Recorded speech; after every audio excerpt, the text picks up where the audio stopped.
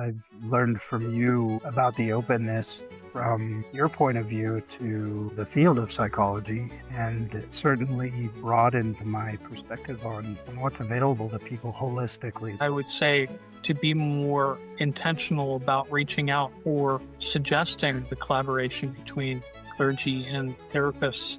So just the mere practice of this through a couple of different hypothetical scenarios has been very beneficial to me to recognize how a more intentional relationship could help the people who are coming to see us. Yeah, I think that there's great benefit to pursuing healing in a single domain, but there's so much greater potential and ability to heal faster, further, more in depth if you were to bring in this collaboration and start building those relationships and even building those systems so that the person will be able to experience that next level of healing all the more quickly. Welcome to the Care We Need podcast, where we bring together patients and providers to explore how we can improve U.S. health, wellness, and human services systems to better serve the growing population living with complex illnesses. This podcast is brought to you by Vance Companies, where we provide education, consulting, technology, and other resources to help health and wellness professionals streamline their systems, enhance their collaboration, and deliver better health outcomes for their clients. Today, I have the special honor of introducing two guests that will be talking about how to bridge their different domains of health. I have with us Father Chris Gaffrey, a Franciscan priest and spiritual director based in Ohio, and I have Vance Hansen, a therapist specializing in trauma and addiction counseling.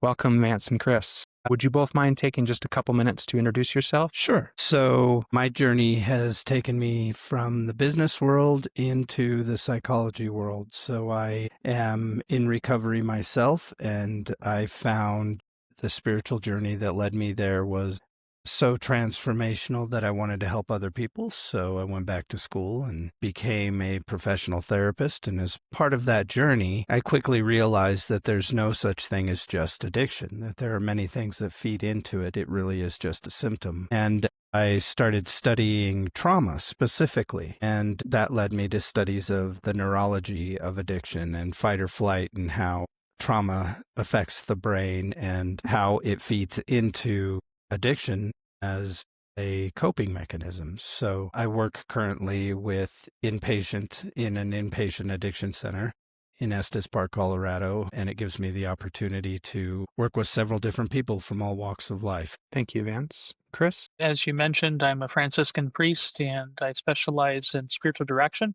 I have the background in trauma myself, but it's more from the experiential kind and overcoming that both spiritually and through therapy. So today it's all about bridging the gap between the psychological and the spiritual. And I think historically there have been a lot of silos erected between these different areas of health, not just in these two, but kind of across the board. And I wonder if you guys might first just kind of describe a little bit of where you have seen those two different domains of health brought together in your personal experience. Sure, I'll go first. So I believe that specifically with addiction, it is a spiritual problem with physical symptoms. In my work, I'm very blessed to work at an organization where spirituality is a required component of healing.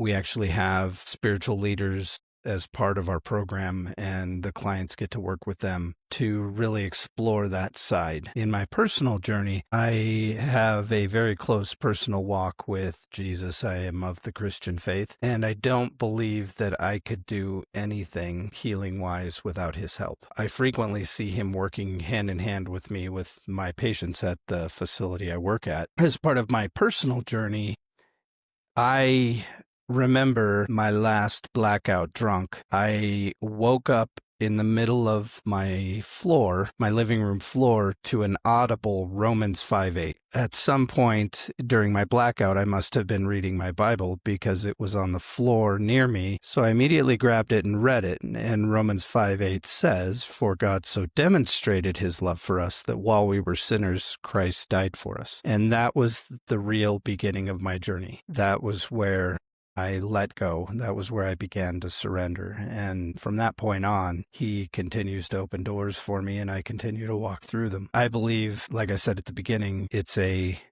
spiritual problem with physical symptoms. So I integrate spirituality in all of my work. Do you have any examples, maybe without naming names? Do you have any stories of where it was important for someone's psychological healing that you helped them walk that out? Absolutely. So I have a client I worked with that at the start of his treatment was self-described violent atheist. And the meaning he gave behind that was, if you try to talk to me about God or anything spiritual, I will verbally attack you.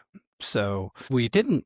We talked purely about the neurology and about how addiction affects your brain and your ability to experience life. And through his journey, I asked him to start looking for what I call breadcrumbs.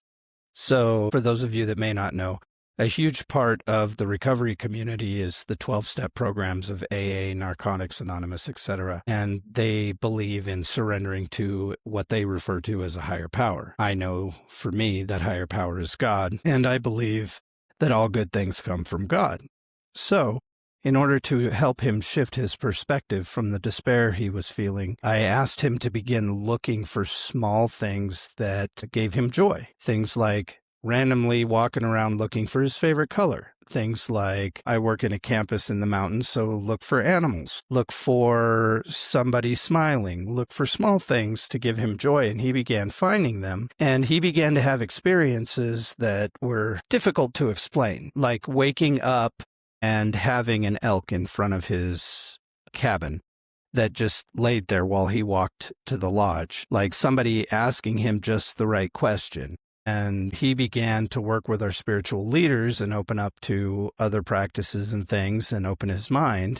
And when he left, his report was, I don't know, but I definitely know something is there, and I feel like I'm growing. How that impacted him psychologically is because it was able to shift his perspective. He felt a lot of guilt and shame for his use and the actions while using, and he felt like almost hopeless. And that shifted him to a perspective of hope, which opened his mind to being able to focus on treatment objectives and actually get help through the treatment program. And I see things like that frequently. So their being open to spiritual things opened them up to essentially a sense of hope in the world, that there's something good out there that cares. And that's paved the way for, I mean, you have to have hope if you want to improve. You have to have hope if you want to heal in any way. So that paved the way for them to begin their healing journey at the next level. That's awesome. So, Chris, how have psychology and spirituality blended for you, and both in your own experience and in the people that you've helped? How has psychology helped their spiritual journey? So for me, I think one of the things that's clear when I sit down and talk to people and do what I would consider an intake session for spiritual direction, I make a clear distinction between what's spiritual direction, what's pastoral counseling, and what's therapy. Obviously, I'm not a therapist, so I can't go into therapy, but I do have to have some kind of knowledge of ways in which psychological issues will impact one's relationship with God and with others, so that just being aware of them and noticing them, it can be helpful to recognize where there's a block and then maybe refer the person to a therapist. So that's one of the ways, at least in practice, that I've seen that take place. And there have been times when people have had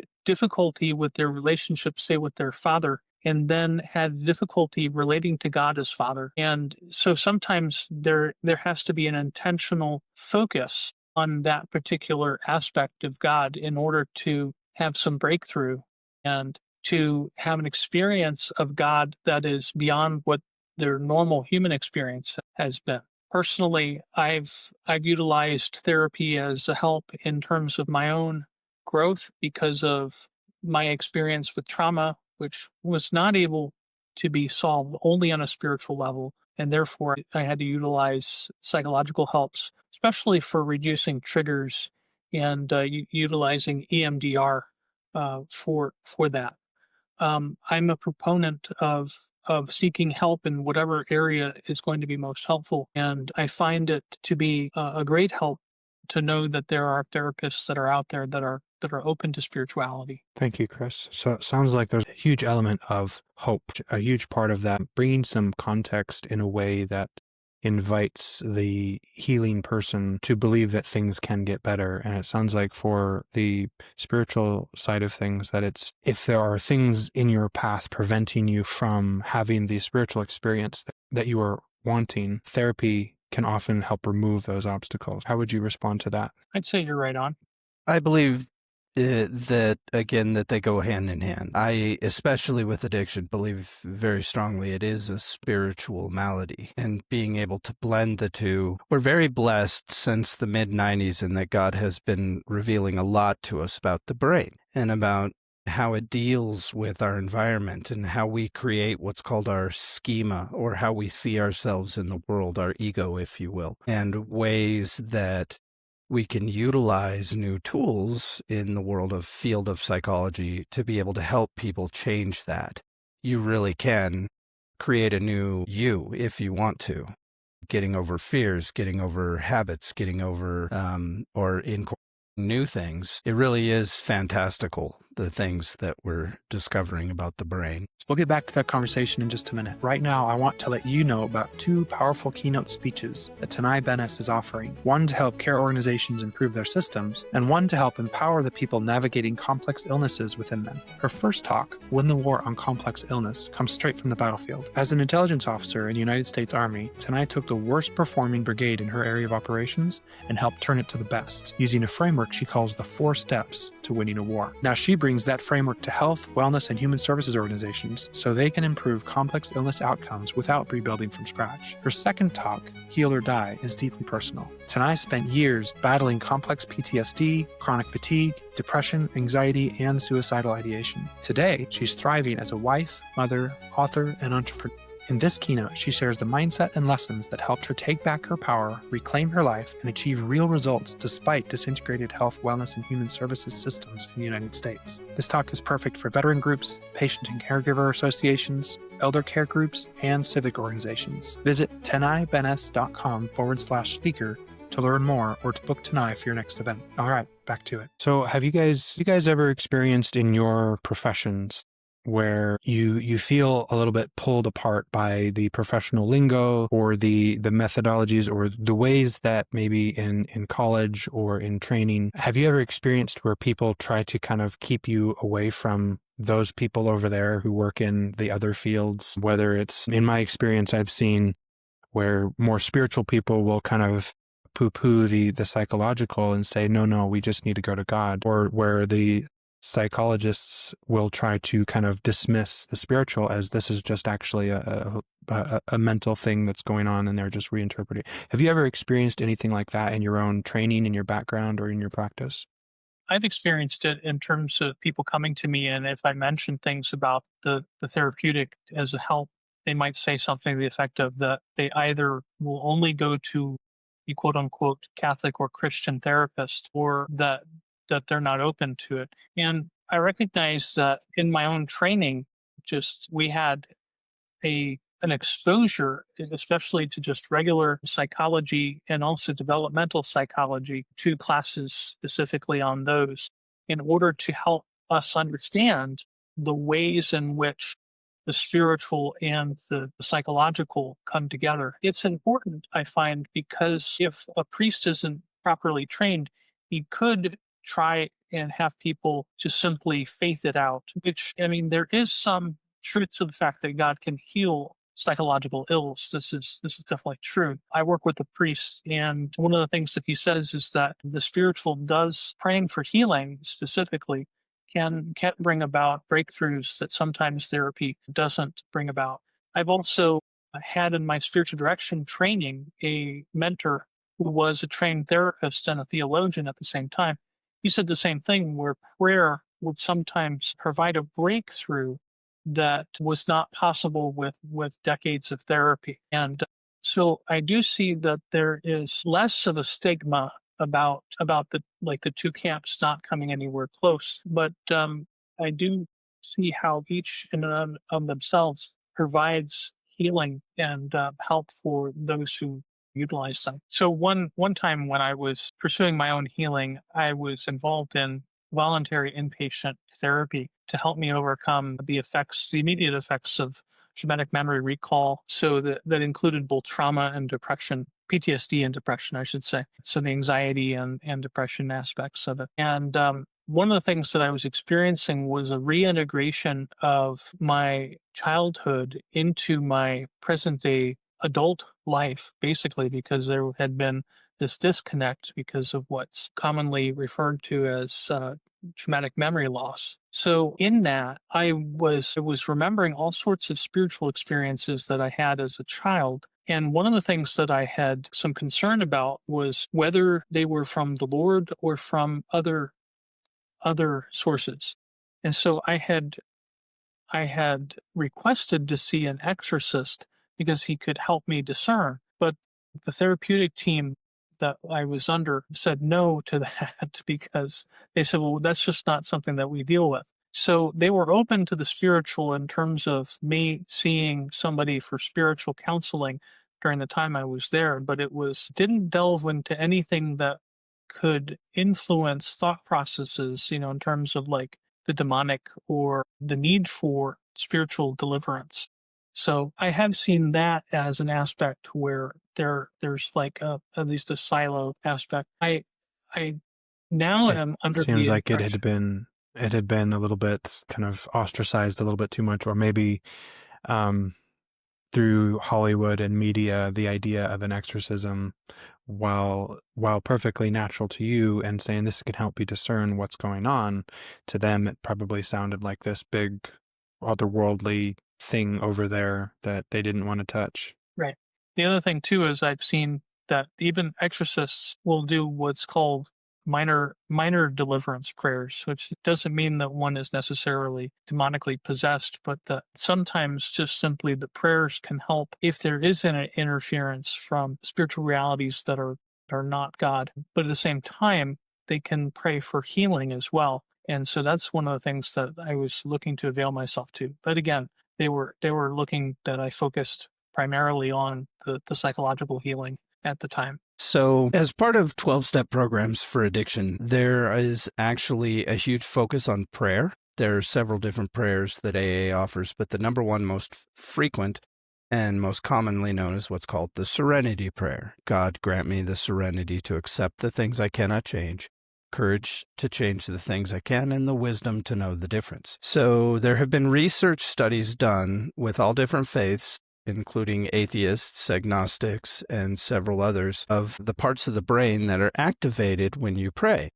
And the research shows that while we pray, it impacts the same centers of the brain that are triggered during cravings, and it actually counteracts the cravings. So along with some other research studies given using MRIs and other brain scans that we can see what's happening in the brain, we actually have scientific clinical evidence for spirituality. That being said, God is not popular in psychology. There are ways that in different states, people who practice therapy or psychology can lose their license for talking about God. Things like conversion therapy is now illegal. There's things that I believe the profession is generally averse to the Christian worldview. That being said, it's all about spirituality. That scares me. I believe there is an enemy, and the enemy has an army, and that army works through spirituality. There are many tools that are used. There are many things that are done. So telling a person it's okay to be spiritual is also not necessarily the best answer for them. So when I'm working with patients directly, I first make it known to everyone that my faith is in God and I am a Christian. And so when I'm talking about spirituality, it's coming from that point of view. And I try to meet them where they are. Even the one I spoke of earlier that was a violent atheist, he was not averse to me talking about God because he saw it as me talking about me and my experience. And I believe that's one of the best ways to share the gospel is through your story. And so I find myself utilizing that and reaching a lot of people that would traditionally be unreached by the profession of psychology. So I do bump up against frequently people who believe purely scientific, quote unquote, spirituality is the way to go and that God is not. There's two things that really stand out to me with what you were saying. One, from my own experience, is you talked about the need, the urge that people feel, and how prayer, or I would add like spiritual meditation, can often, I would describe it as like settle the nerves. I feel like there's an inner pain in my own experience.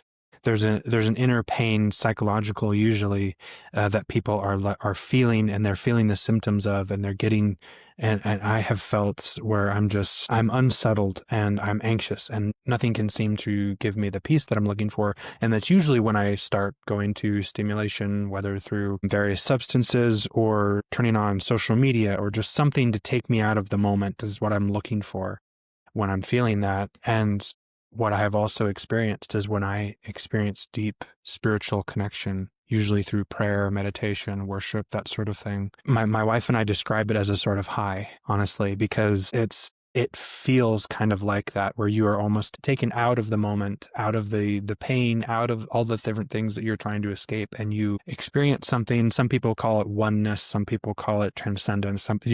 I describe it as feeling at peace and settled, and I am centered, and I'm no longer at war with myself, is one way that I think of it. When I think of anxiety as kind of being at war with myself and the different desires and the different parts and just all of that warring. But when I engage and connect with my higher power spiritually, I just kind of get settled and grounded into the moment, and it's a full peaceful experience. Go ahead.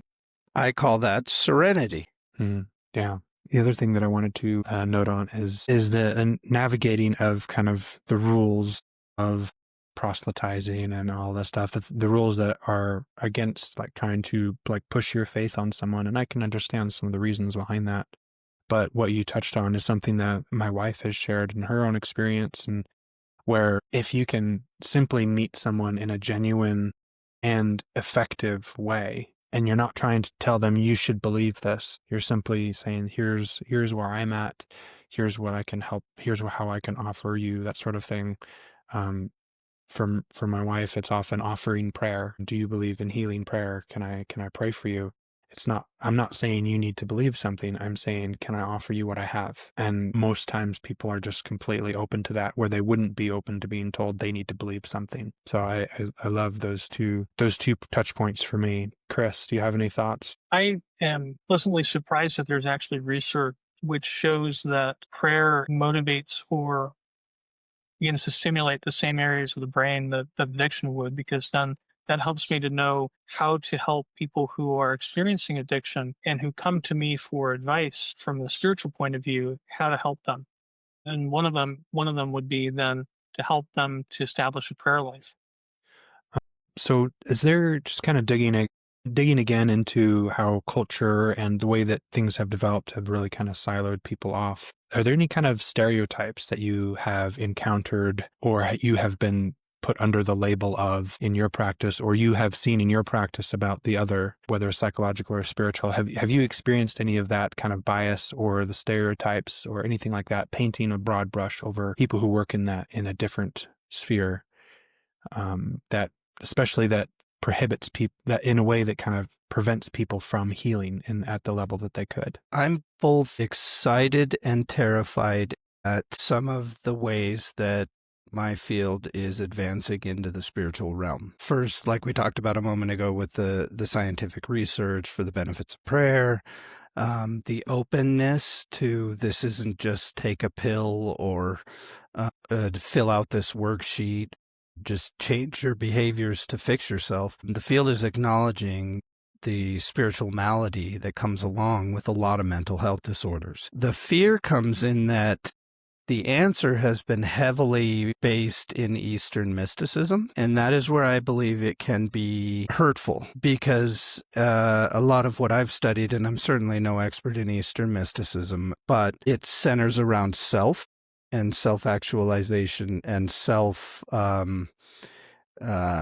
ascendance. And with mental health disorders that I've worked with, that is a core of the problem. You can't focus on self because there's oftentimes a lot of guilt, a lot of shame, a lot of blame, or just confusion for some personality disorders of why doesn't the world see what I see? So surrender is a huge component in the field of addiction, and acknowledging that I don't have the answers. I can't fix this. The brain that got me here cannot be the brain that gets me back from here. And with some of the spirituality paths that I'm seeing being lifted and even promoted, it ends with self.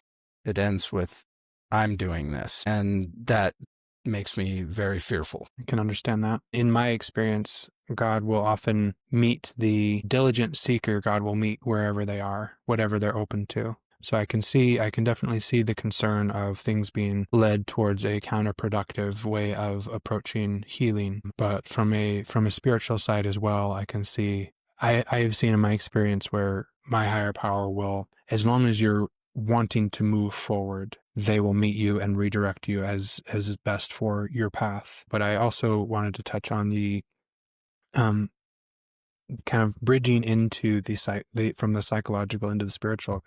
I think in history, a lot of Christians have been, I think, concerned that, I don't know if you've ever heard of the concept, the philosophical concept of the God of the gaps, where you can only put God in where we can't explain. And I think the answer to that, in my experience, is that God is the God of what we understand and what we don't understand. They built the whole story. And if you actually want to find God, and if you actually want to find healing, I think your path will be revealed. Chris, what are your thoughts? I think that I agree with Vance in what his assessment is in terms of Eastern spirituality. One of the things that was part of my journey was I went through the New Age a bit, and then eventually began to realize some of the self-contradiction within it. And one of the things that was clear to me was this notion of trying to save oneself in a way. And one of the things that really caught my attention about being Christian and the Christian identity was that there's no need for saving oneself when there's a savior, when God is active and personal in the life of the believer. And so I find that it's quite true that today there's a lot of emphasis on either mindfulness or Eastern practices. One of the things that I think is important is, there is, I would say, a benefit to one aspect of that, and that's the mindfulness aspect of just being aware of oneself. And that's different than necessarily trying to save oneself or self-actualize. Just an awareness of oneself and one's interactions can be very beneficial on the spiritual point of view, because of the fact that then one can begin to recognize and discern between one's own thoughts and what's God's input and what's from outside. And so that awareness, that mindfulness, I think has been beneficial in some regards. And I've seen Catholic therapists themselves rephrase that, what's essentially a Buddhist practice of mindfulness. They've rephrased it in Christian terms about meditation and that kind of a thing, because meditation is not unique only to the East. And the difference, I think, with meditation that a lot of people are used to in the East versus the West is this, that the Eastern kind looks to transcend the self by emptying the mind, whereas in the West, it's an attempt to connect with God by occupying the mind with thoughts about God and conversation with God. So that's one of the key differences that I find to be between Eastern and Western meditation. And I personally find it helpful to be mindful, but again, not as a saving of self per se, but as a way of just being aware of my thoughts, aware of my feelings, aware of what God might be doing at a given moment. And so there is, I think, a benefit to that. So it sounds like there's a balance to be struck between tuning in and becoming aware of yourself, aware of the world, aware of your higher power, and thinking that you can do it on your own in the same, like using the same kind of thinking, the same strengths, I guess, or deficiencies that got you into the brokenness, that you can use those same things to get out. Like the idea that you do want to tune into yourself, but you need to understand that you got yourself here by doing what you did, and you can't get yourself there unless you change what you're doing. In a way, yes, but kind of like what Vance was saying, that the brain that is affected can't fix itself. I like to say that a broken computer can't fix itself either.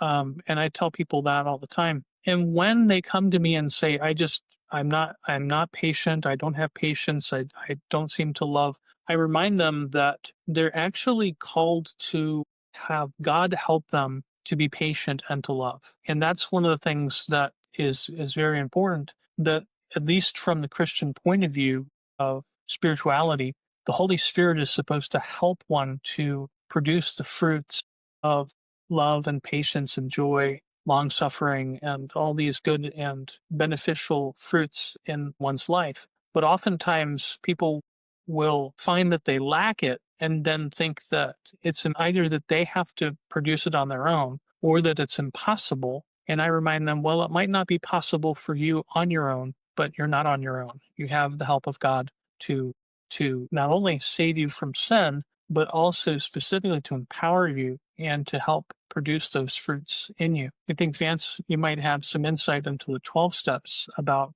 how they utilize the higher power in overcoming defects of character. Yes, I would love to hear that, Vance. Yes, it's one of the key components. So the first 3 steps are really about getting outside of self and acknowledging that, hey, I am broken. I am powerless, essentially. The steps specifically say powerless over alcohol, but they add, and my life has become unmanageable. And from that point forward, it's about, okay, I need a higher power greater than myself, to be able to fix this, to be able to change, to be able to be happy, to be able to function.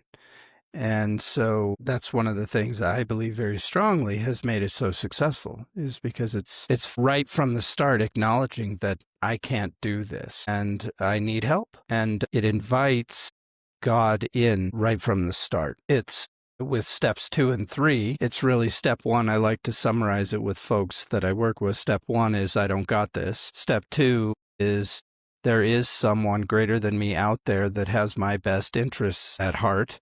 And step 3 is I'm going to listen. So it really prepares you for that transformation of going from your ego providing everything you need to allowing your higher power, whom I call God, to provide everything you need.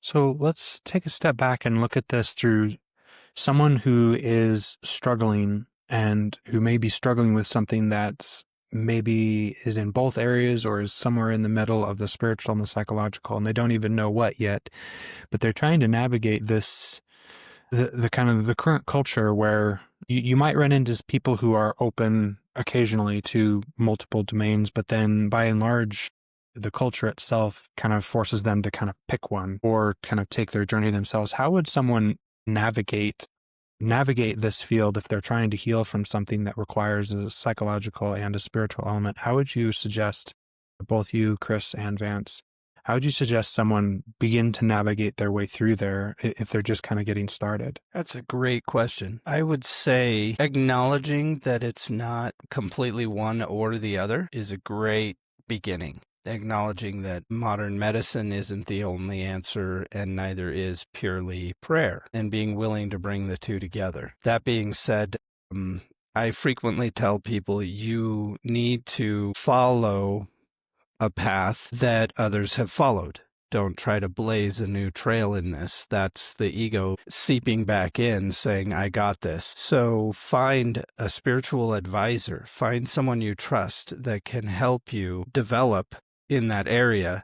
And as part of that development, there will be healing. Same psychologically. So find someone who can help, who understands what's happening and understands tools and methods and things that have helped people, and they know how to use them. My original background, like I said at the beginning, was in business, and a lot of business leaders will tell you to be successful, you find people who have what you want and you learn from them. It's similar in this journey, a journey of healing. You find people who understand what's happening and you listen to them. I believe both spiritual advice and psychological advice are required in order to be able to really have an effective journey. So on that thought, and then I'll follow up with Chris on your thoughts on that.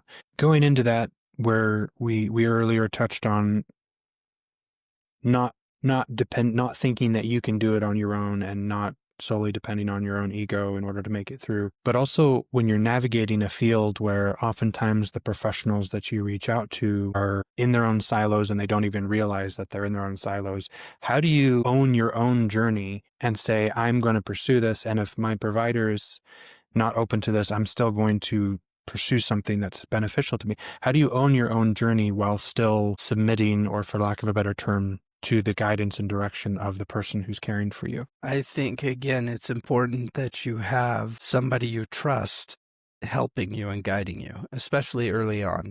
Specifically, I'll talk about addiction. When someone is healing from an addictive journey, it's probably caused multiple layers of chaos in their life. So for that person to walk up to, say, a therapist and say, assert their needs, I don't think they're going to be able to.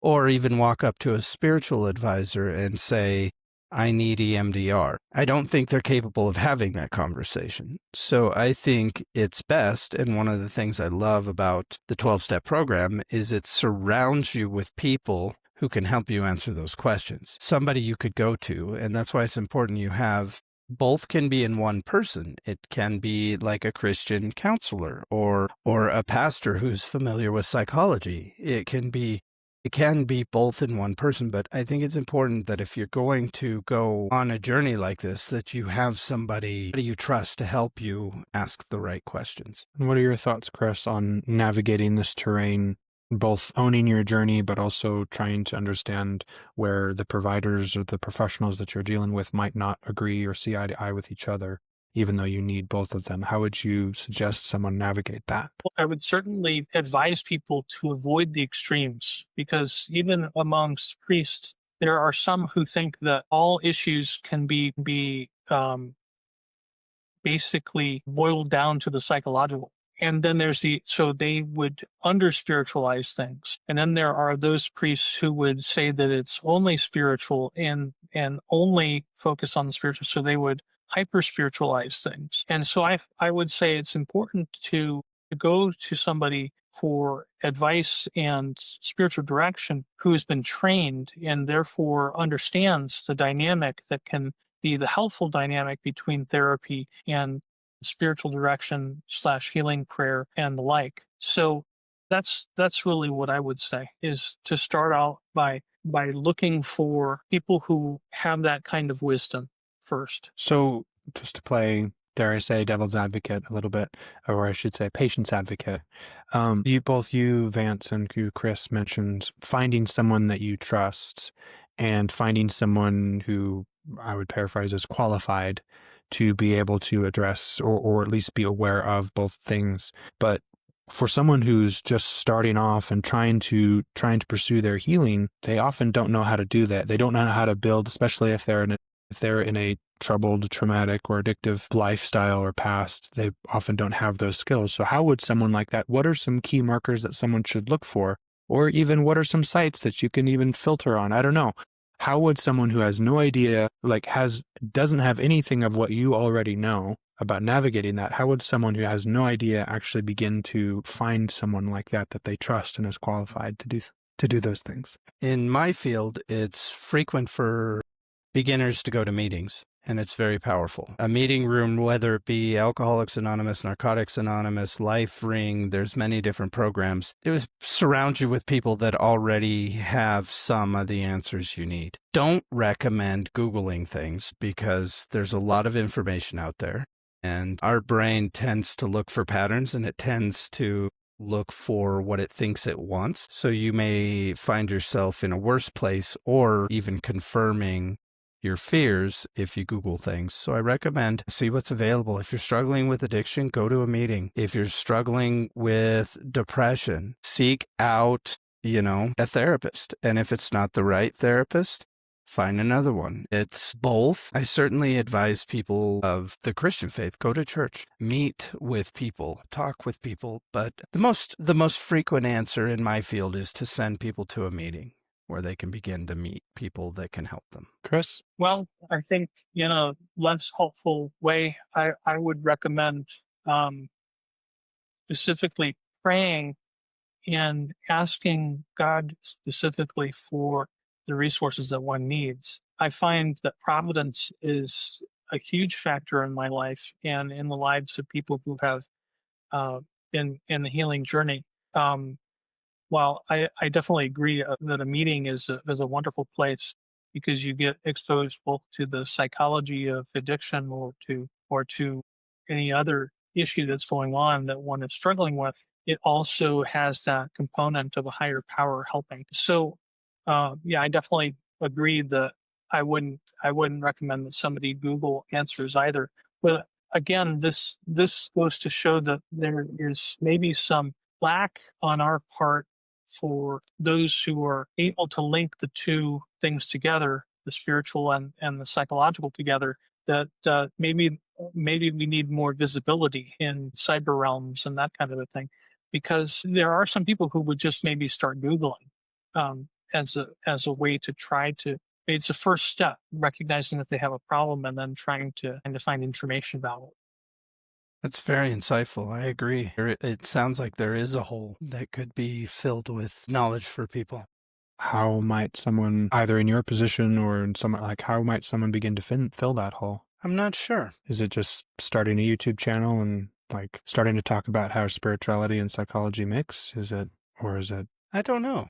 I would have to pray and meditate and spend some time reflecting on that. I don't know. There's always the possibility of an association of spiritual leaders and therapists and somehow getting the word out about that. That sounds awesome. I love that idea. Building a place where either spiritually informed therapy or psychologically informed spiritual direction can coexist, and it becomes more of a spectrum where people can collaborate. So speaking about collaboration, if, say, something like that existed, or if there was if a priest and a a therapist, if a priest and a therapist were to co-support someone who's working through a malady, how could they collaborate? How would two people in your positions begin to collaborate for someone's care? Well, first and foremost, there'd have to be a signing of confidentiality forms that would then release the two to be able to speak to each other about the case. And, that would be the key, because first and foremost, each has their own specific confidentiality. A priest wouldn't be able to talk about sins confessed in confession, but definitely could speak about that which is shared in spiritual direction, but only with the permission of the directee. Does anything like that, any forms or any kind of precedent for that exist in the spiritual direction space in your experience? Like someone being able to kind of sign off that you can go talk to my therapist or something like that? I haven't utilized it myself, but it certainly can exist, yes. What about you, Vance? Sure. We frequently use what's called a release of information, where the patient gives us permission to speak to certain individuals or organizations on their behalf about their case. I think one of the ways, once that was in place, of course, one of the ways we do it where I work, again, I'm very blessed to work in a place where the spiritual side of a person is fully acknowledged and encouraged. The way I work with the spiritual advisors on my team is we recognize the parallels. We try to identify, where is this person hurting on a spiritual level? Is it grief for loss of a loved one? Is it pain from a trauma they experienced? Is it disappointment with their childhood? And ultimately, I believe these things can be addressed in spiritual ways as well as psychological ways, and identifying what their needs are. So I frequently have people who do letting go ceremonies for loved ones. They will do maybe even dealing with resentments, which I believe are incredibly spiritual. I often tell people, it's not my quote, but I often requote, it's like me taking poison expecting someone else to get sick. When they address that at a spiritual level and let, dare I say, chase the demon out into the light, it can't hide anymore, and they begin to feel freeing. So a lot of times I will work with them on what is hurt, what the pain is, where it's coming from, and then the spiritual advisor will work with them on specific ways that they can address that on a spiritual level. So that's kind of how it comes hand to hand in my work, and I would love to see that expanded beyond just where I work.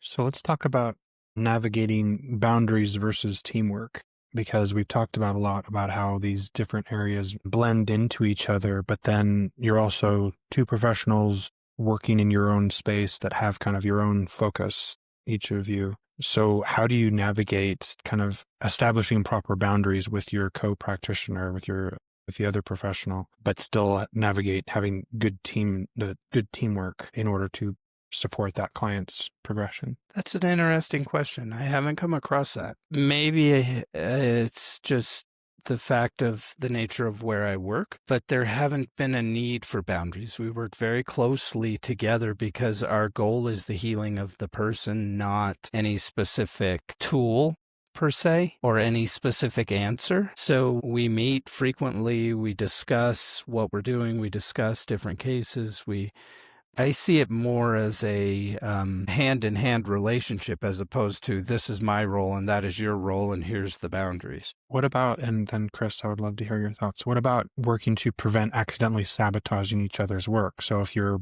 focused on, let me shut the window. Sure. So how do you prevent accidentally sabotaging each other's work? For example, if you're working on a certain goal or you're working to overcome a certain obstacle, and the advice that you might be giving might be either counterproductive or even kind of undermining what the other person's trying to do. How do you navigate that as a part of boundaries versus teamwork? Vance, Chris, either one. Communication. I can't think of an example where something I'm trying to achieve would be jeopardized or even sabotaged by something that a spiritual advisor would want to achieve. Again, I am Christian, and I believe very strongly that a lot of this is a spiritual malady that has physical symptoms.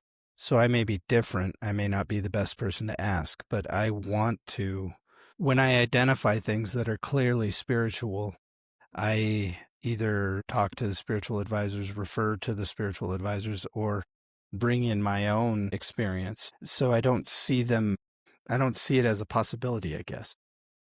Okay, Chris? I haven't really ever experienced too many times when therapists were interfering with somebody's practice of their faith. So I certainly don't see an issue. The only times that I have seen it would be if somebody was going to maybe like a therapist that was pushing their own version of spirituality, and recommending things like yoga and other Eastern practices. But again, that would be in isolation, not in working together. I think, as Vance said, that communication is the key to navigating any kind of joint venture. And I haven't done that yet. I haven't been in a position where I've been helping somebody and talking to their therapist at the same time. It doesn't mean that I would ever preclude that, but it just hasn't happened yet. So what about in your cases, both of you come from a Christian background, if different denominations. What about working with someone who has a different faith background? Would you be able to, a spiritual director and a therapist, would you be able to work together? Or how could you work together with someone who might have a different faith background and a different view on what spiritual practices might be helpful? In order to have the spiritual and the psychological still be able to work together? Because that's going to be the situation for a lot of people who might pursue this. I think meeting people where they're at is a good start. I haven't yet been a spiritual director for anybody who is not Catholic. I'm definitely open to it in terms of people who are Christian, because there's a shared vision, at least in certain aspects of the Christian journey and the Christian life. In terms of being a director of somebody who is not a Christian, I would refer them to one of their own as well, because again, I'm going to come at things from a Christian point of view and might be biased in regards to how to best help them to advance in the spiritual life. And if I remember, you actually maintain relationships with people who are of other faiths. Yes. I'm bringing to mind a Muslim person who you were in close relationship and a respectful relationship with. So that might come in to play at that point, if I'm not mistaken. Yes. Vance, what are your thoughts? So I love, again, what Chris said to start with, it meeting people where they are. My concept of God is so big that it goes way beyond even what I think I could begin to comprehend. And I think that just having the acknowledgement that, hey, one, spirituality exists, and two, it's important, especially with healing. I try to, going back to what I said earlier, especially with addiction, the problem of self, in the AA rooms, they call it terminal uniqueness. I'm different. It's my way. I want it this way. I'll frequently tell my clients, my alcoholic brain likes shiny. I want what I want it now, and I want it my way. And so if they're thinking that way, and if their spirituality is leading them down that kind of path, it's probably not healthy. But I do ask them to continue walking a spiritual path. I believe that God will put breadcrumbs, the term I used earlier, in their path to guide them in the right direction if they're spiritually open. I do believe in spiritual warfare, and I do believe that can be dangerous. So I also recommend that they find the right spiritual advisor that can help them follow any specific breadcrumbs that they think they're following. So that's kind of my take on it, is don't do it alone. Acknowledge it's there. Acknowledge that it's helpful and important, and don't do it alone. Thank you. We'll get back to that conversation in just a minute, but we have some exciting news to share. If you or someone you love has ever struggled to find the right provider for a complex illness, or if you're a provider that is tired of spending thousands of dollars getting new clients in the door just to find out they're not a good fit for your practice, then this one's for you. 194 million adults and 22 million children suffer from complex illness in the United States, causing over 80% of all American deaths. This isn't the fault of the patients or the providers, but the disintegrated system in which they live and work. Our research found that patients have to try up to 17 different providers and spend up to $50,000, with fewer than 20% of those actually getting cured. On the other side, most providers have to spend around $800 to get each new client in the door, and then have to waste precious hours screening, intaking, and diagnosing that client, just to find out the client is not a good fit for their practice. Now everyone has to start all over again, driving up costs and driving down success. Companies is getting ready to change this. We're launching The Care We Need, a new platform designed to streamline that process for clients and providers alike. The client will be able to enter their symptoms once in one place from the comfort of their own home. The platform will then assess their information and match them up with a number of relevant providers in their area and at their price point. The providers will then receive a warm handoff with pre-screened clients committed to their programs, intake data already collected and ready in hand. This may sound like a lot, but I promise you it's only the beginning of what this platform will offer. Go to benniscompanies.com to sign up for our newsletter, be the first to know about user testing opportunities, or donate to support this cause. As always, like, subscribe, and send this episode to someone who would benefit from it. All right, back to it. So let's actually put this into practice. I have a couple different scenarios that we might walk through just to kind of like case studies for how you two might collaborate for this particular person, some of the conversations that might need to be had between you or between you and the client, and how that person's progression might be. So I will read through kind of a profile of a person, and then you two will basically discuss how you might approach that, and you can discuss with each other and discuss what type of conversations, like I said, would need to be what steps, and maybe in what order someone might need to pursue that. We are going to look at a hypothetical case, a female named Aisha who's struggling with addiction and trauma. So that's right up your alley, Vance. 28, and she is struggling with alcohol dependency and depression. And her background, she has significant childhood trauma, an emotionally neglectful home, and a history of abuse. She works part-time, often calls in sick due to drinking or to not being able to get out of the bed in the morning, and recently started attending church sporadically but still feels like an outsider. Physical symptoms, she deals with liver issues, poor sleep, shakiness in the mornings. Psychological, she has PTSD symptoms, guilt, shame, depression. Spiritual symptoms, she's searching for something, hope, forgiveness. She's not sure what, but she feels pulled back and she feels weighed down and she's looking for something to lift her up. How would you two approach this person, and how would you work together to be able to navigate that person to a better place? So Chris, my first thoughts for you before we even begin to address trauma with a person like this, I would want to begin building the idea of a hope that it can change for her. And I believe that requires spirituality. She is going to church, but she feels like an outsider. I would ask you, how can we begin by approaching a sense of community for her? I'm going to recommend that she goes to meetings, even if she chooses not to practice the 12 steps. She goes to at least a couple of meetings to begin building the community on that side. But I'm very concerned that she's going to church and even feels like an outcast there. So I would ask for your advice on that. I think it would be very, very clear that that'd be one of the ways to begin to help her. The issue would be, again, depending on the circumstances of the particular church that I'm at, there would be need for either meeting with one of us clergy that could begin to help some of that need for feeling like an insider, to then also meeting with particular groups. But oftentimes people who've experienced PTSD will still feel like an outsider in the group.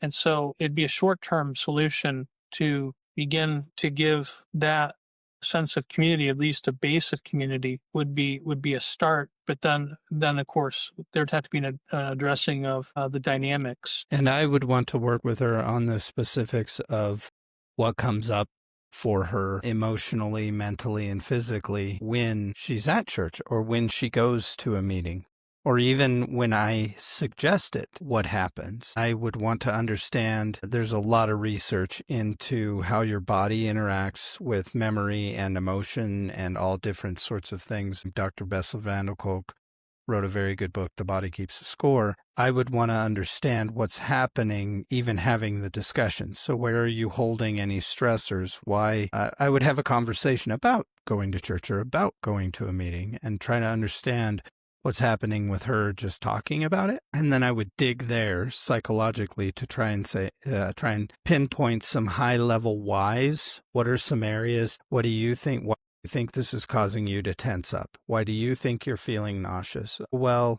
and if we can find some high level things and begin to give her tools to feel comfortable when even thinking about certain things, you begin creating a felt sense of safety. And that's something you can build on, because ultimately trauma, especially childhood trauma, steals your ability to form your own felt sense of safety.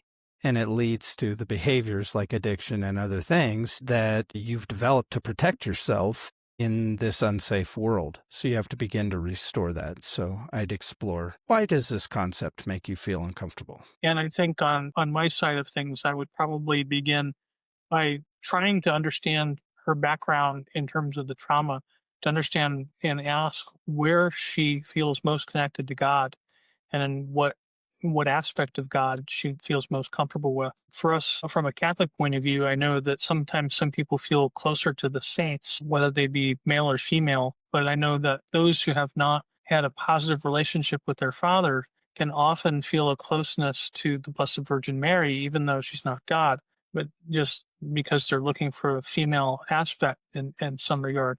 In which case, if the person isn't Catholic, I would recommend that they begin to look at the Holy Spirit from the point of view of the Hebrew understanding, which is that Holy Spirit is feminine in the Hebrew understanding, and therefore could be seen as a mother figure. So I would look at where they feel most comfortable with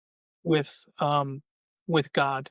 and then try to build on that to build a safe place for them, to have an understanding of safety with God. Because I wouldn't want to force somebody, if they've had an issue with their father or their mother, to try to relate to God in either a fatherly or motherly way where they're not capable, or if they've had an issue with a sibling, especially a brother, to try to relate to Jesus immediately, unless they've had very positive experience already of the Lord in that regard. So that's where I would try to complement the understanding of their trauma with their spiritual life, trying to build some resources for them in a safe place.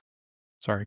What sort of other providers or professionals might need to be looped into this person's life, into this person's healing journey? On my side, medical, definitely for the depression. I would ask that she visits with her primary care provider to understand, or if she has a psychiatrist to help her, because I do believe very strongly from personal experience as well as my professional experience that medicine definitely helps the chemical imbalances in our brain, specifically in this case, her depression. If you can get her on a level playing field where her brain is behaving the way it's supposed to, it makes her work a lot easier for her. So I frequently recommend people talk to the doc. Chris? I think likewise, I would recommend that they're seeing that they're seeing their therapist, and that if they need to seek psychiatric drugs. The other thing too, on the spiritual side, I would sometimes recommend inner healing prayer, because sometimes there can be a breakthrough for them especially in imaginative prayer, where they're able to imagine what God might be doing or saying to them. This can be very powerful because oftentimes something they wouldn't even expect to experience actually happens, and there can be breakthrough with inner healing prayer. I did mention earlier that certain people who are trained in deliverance ministry could help if there's any spiritual component in terms of the negative spiritual aspect, in terms of the devil or any unholy spirits. They can pray and help the person be liberated from evil in that regard, as a complement, not as a sole remedy.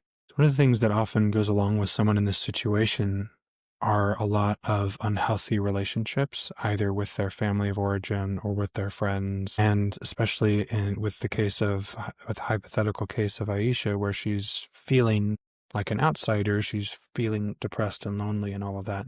How would both of you help her navigate through shifting her community to be more productive for her healing? Or how would you help her navigate people who might be detrimental to that process? How would you help her do that? So we can seek unhealthy relationships to confirm the reality that we're living in, or to give validation, even if it's unhealthy. So one of the first things I like to do with people is validate their individual experience. Like, what is happening with you is real and normal and okay. And then begin to help them to understand the impact that the relationships they're in is having on that and on them. Really, as a therapist, you're oftentimes the first healthy relationship, and the therapeutic relationship is a thing. You're the first healthy relationship they may have had in a long time, or ever in some cases. And so you're providing them a glimpse into what that can be like, validation and support, guidance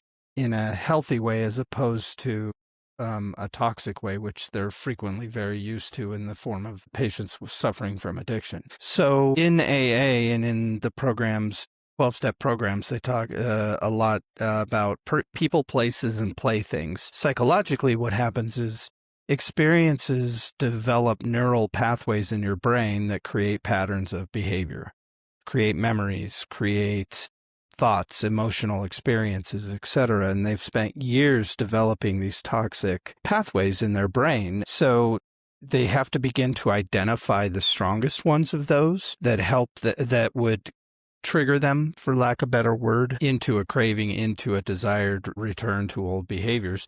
And you have to avoid them. And so a lot of times early on, for the addict or alcoholic, it's really, I just can't go there. Like, the alcoholic can't go to a restaurant that serves alcohol.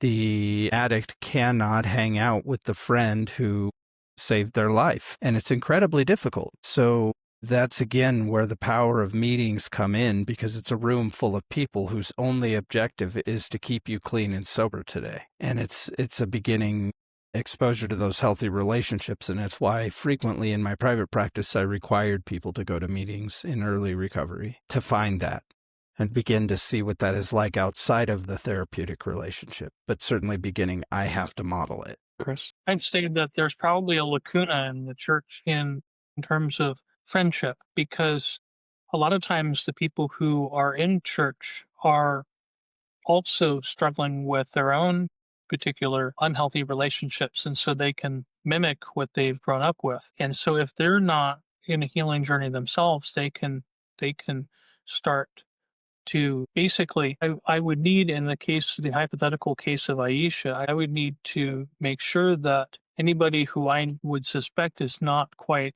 in a healthy place, that they be aware of that person, and that she be aware of that person, and maybe not look to form a close relationship with that person, of course, without breaking any confidences. Then I would probably try to find her a mentor, or have her go on the Cursillo movement, because in the Cursillo movement, they do have a mentorship aspect that's supposed to continue throughout one's walk. So sometimes that can be helpful in terms of a retreat, in terms of discovering the love of God, and then also discovering a community of people who are in the same boat. Basically, anything that helps her to recognize that she's not this outsider, that she's not necessarily alone in ever having experienced trauma, PTSD, and addiction, and that others have walked that path before and are able to overcome with the help of God, I think would be a good place to start. And that's where I would probably look for helping to build those relationships. And I'd have to, like I said, because there can be a lacuna sometimes in church in regards to friendship, we would have to sit down and really navigate that together. So looking at this kind of holistically and from a collaboration mindset for the hypothetical case of Aisha, what would success look like for her and for both of you in this process? I mean, that is a very broad question. So success is very individual. The walk is very individual. Healing is very individual. So I can't determine what her success is. She has to. But to determine goals, I would ask her, what's not working for you? What would you like to see differently? And we would focus on giving her tools and connections and abilities and resources to be able to change those things. So that being said, that I try to put it in their hands. Like, there's a reason you came to see me. What can I help you with? And then success would really look like just them being able, and sometimes they're not able at first, and that's okay, but them being able to begin taking steps in those directions, and then seeing the rewards of the new behaviors, and then wanting more. Chris? I would say any increase of faith, hope, or love, it's either the ability for Aisha to experience the love of God and the love of other people, as well as to love God and other people back. Any increase in that would be success in varying degrees. So basically, again, I think we'd have to look at goals step to step, from step to step, and then, but success would be measured in any increase, and then we would celebrate those successes along the way. Any increase of faith, hope, or love. Awesome. Thank you guys so much for going through that. I have one more that's a very different case than the one we just went through that I hope it will kind of bring out some different insights. And this one will probably go a little bit quicker because we've already established some kind of baseline for what we would do. Let's look at another case, hypothetical case. David, who has an autoimmune condition, is 35, presenting issues, diagnosed with Crohn's disease.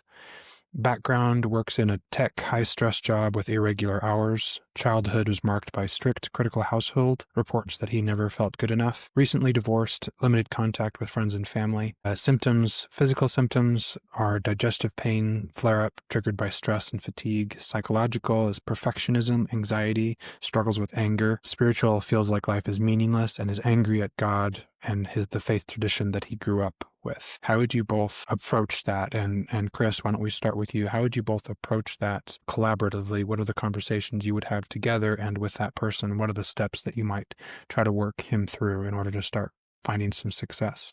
I think the first thing would be to acknowledge the anger with God, especially because there can be a lot of guilt around that. And so I would probably walk David through some of that, some of examples of people who have been angry with God and have been able to express that anger and seen positive results, because I think that would be the one thing to immediately address. In terms of the physical conditions, obviously I would recommend that he see a doctor, but in terms of his psychological conditions, again, I would recommend a therapist. And in terms of trying to build a relationship with God, again, like I said, I would start with addressing the anger and even acknowledging it in a lot of ways, validating it, and walking through that to see how we can help him progress in a relationship. The hopeful thing is this, that if his background is Christian and he's bitter and angry at God, the sign of hope is that he's come to me. So if he's come to me, then that shows a desire to want to change, or a desire to not be angry with God and not hold bitterness toward his faith tradition. Because obviously I would represent that faith tradition, and I'd have to be careful of him taking out his anger on me. So Dave is struggling from multiple things. His anger, his anxiety, these are all autonomic nervous system responses to his environment, and they're probably traced back to multiple sources, potential trauma, negative, painful experiences dating all the way back to childhood. And he has developed coping mechanisms and behaviors that have gotten him this far. So I usually start in cases like this with I have them tell me about something that's causing anxiety right now, something that'll make them feel uncomfortable. And then I teach them there are some powerful tools to self regulate your autonomic nervous system. I specialize in helping people shut off the fight or flight response. And it sounds like Dave is stuck in fight or flight. His job, his life, his medical issues, his anger, they're all indicators of an autonomic nervous system response. So I have him tell me about it. So he's feeling some anxiety. And then I walk him through a guided muscle relaxation exercise where we go from his toes to his scalp and relaxed muscle groups. And then when he feels soft, safe, and comfortable, I have him tell me about the anxiety causing experience again, but this time not focusing on details, this time focusing on his body and trying to stay relaxed and giving himself permission to stop. If he doesn't feel relaxed, take a deep breath and return to a relaxed muscle body. That, for a lot of people, is the first time they've ever felt the noise in their head shut off. It's the first time a lot of people ever experience an emotionally charged discussion without being emotionally charged. So it's profound for a lot of people to do that. And then I explain to them, I've just taught you how to shut off the noise, the fight or flight response. And I begin by teaching them many different ways to do that. I use a term I call pause, breathe, relax. I begin with patients like this working on what I call a trigger log. So triggers aren't just I want to use drugs or alcohol or behave badly. A trigger really is anything in your environment that causes that emotional response. So, for example, if my 9-year-old comes to me and says, "Hey, Dad, we've been working hard all week and I aced the spelling test," I'm triggered. I'm feeling positive, comfortable emotions like joy and pride and happiness. But the same kid comes to me the next day and says, "Dad, I was in the principal's office all day for swearing." I'm triggered. This time I'm feeling disappointment, sadness, and maybe even anger. But point being, I point that out to them and I basically give them an owner's manual to their autonomic nervous system. And I say, go out and experience the world and start paying attention to the things that cause you to feel the way you don't want to feel. And when that happens, use tools like pause, breathe, relax to shut off the fight or flight response and see if it helps. And I have them do that for a week, and then we come back and talk about the experience. So I would start with him really on autonomic nervous system regulation and being able to navigate his world from a place not of fear. How would you guys work together during this treatment of Dave, and perhaps what other practitioners should be involved in this? I would want to talk about, Chris, you mentioned your ideas of working with him on his relationship with God and his anger towards God.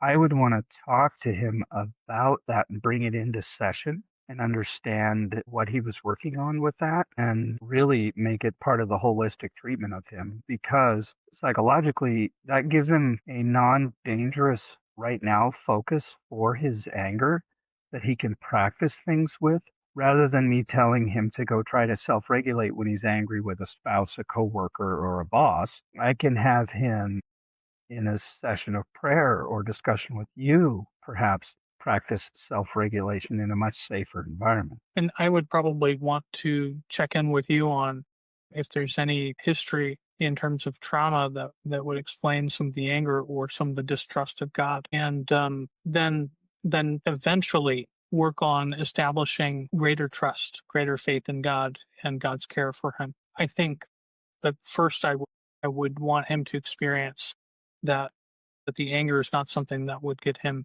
to be disowned by God. There's many people who have been angry and actually physically wrestled with God. That's how we got Israel. The name Yisrael means to wrestle with God. Mm-hmm. This has been amazing. Thank you both for walking through this exercise. I think it's really valuable for the viewers, not only to see how you two could collaborate, but also to receive a little bit of validation that their issues are not simple. They're already feeling that way, but it's really important to see both of you kind of work through this together and see it's not just a pretty answer soundbite, but it's let's work through this together as a process. I would love to just have you guys share how you have experienced this collaboration and this conversation, and perhaps something that you have learned from each other in this process. Yeah, I would definitely love to stay connected with you, Chris. I've learned from you about the openness from your point of view to the field of psychology, and it certainly broadened my perspective on what's available to people holistically, because again, that's my goal, is I treat them holistically as opposed to just trying to make them feel better. And on my end, one of the things that I would say would probably be to be more intentional about reaching out or suggesting the collaboration between clergy and therapists. Again, not that it was ever something out of the realm of theory. It just hasn't been something that I've actually practiced before. So just the mere practice of this through a couple of different hypothetical scenarios has been very beneficial to me to recognize how a more intentional relationship could help the people who are coming to see us. Yeah, I think that has been my takeaway, and I think the takeaway of the viewers for this conversation is just understanding that there's great benefit to pursuing healing in a single domain, but understanding that there's so much greater potential and ability to heal faster, further, more in depth if you were to bring in this collaboration, whether from a patient side, a client side, for you to go to multiple different types of providers to treat yourself as a whole person, but also more kind of systemically on the professional side to build that collaboration and start building those relationships and even building those systems so that the person who comes to you next will be able to experience that next level of healing all the more quickly. So thank you both for walking through this with me and for taking the time to walk through the exercises and talk about your experience in the siloed areas of care and in where you have seen those things being bridged together. So thank you so much for your time doing that. Thanks Thank for the you, Brett. conversation, and pleasure to meet you, Vance. Likewise, Chris. Blessings. Thanks for joining us today. Be sure to check out our next episode here and use the comments to ask any questions or suggest any future topics. If this episode was helpful to you and you want to support our mission to improve U.S. healthcare and win the war on complex illness, you can donate any amount using the following QR code or the link in the description. As always, like, subscribe, and share this episode with someone who would benefit from it. See you next time.